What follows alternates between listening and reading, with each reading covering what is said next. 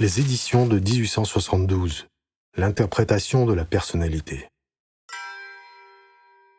Le 200e anniversaire de Pierre le Grand est devenu une occasion non seulement pour les célébrations, mais aussi pour une sérieuse réflexion scientifique concernant les mérites du souverain devant la patrie. Les chercheurs avaient une tâche ambitieuse: examiner objectivement la vie et les transformations du premier empereur de l'Empire russe et publier les documents qui n'étaient pas auparavant connus du grand public. L'édition principale de 1872 était l'album du 200e anniversaire de Pierre le Grand, publié par l'imprimeur réputé Hermann Hoppe. Les meilleurs graveurs et illustrateurs de l'époque ont participé à la décoration de l'album. Chaque page était ornée de bandeaux et de vignettes gravées. Une police spéciale a été conçue pour l'édition.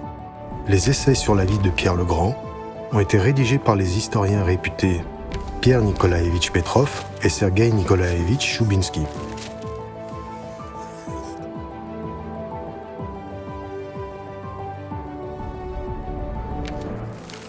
Non moins célèbre était l'album de l'exposition Polytechnique à Moscou, dans laquelle, avec l'histoire des actes de Pierre, des photos uniques des célébrations festives, des pavillons et des objets exposés ont été présentés.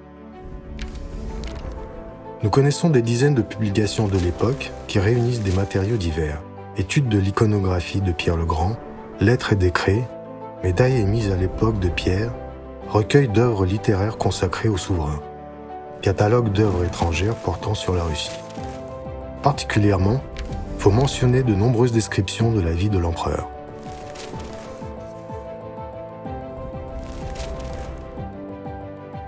À cette époque-là, l'académicien Afanassi Fedorovitch Bitchkov a eu l'idée d'une affaire incroyable par sa grandeur et sa conception: la publication des lettres et papiers de Pierre le Grand. L'idée a été soutenue par Alexandre II.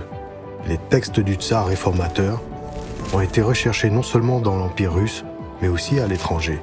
En 1885, la commission a réussi à recueillir 15 000 copies de documents et 2 ans plus tard, le premier volume des lettres et papiers de l'empereur Pierre le Grand a été publié. Au total, 6 volumes ont été publiés avant la Révolution. La publication de l'édition en plusieurs volumes a été reprise en 1946 et dure jusqu'à nos jours.